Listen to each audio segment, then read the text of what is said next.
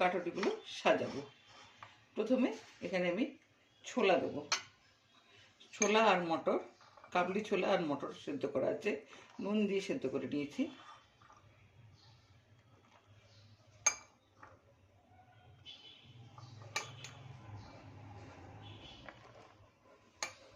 আর এই যে কাটুরিটা আপনারা অবশ্যই খাবেন, মানে ছোলার চাট খাওয়ার পরে এটা ফেলে দেবেন না, এটাতেই মজা লাগে।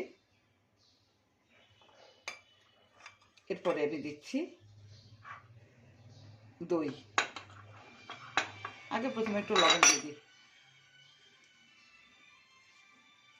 একটু লবণ দিয়ে দিচ্ছি, যদি কম বেশি হয়ে থাকে তাই একটু দিয়ে দিলাম। তারপরে দিচ্ছি দই।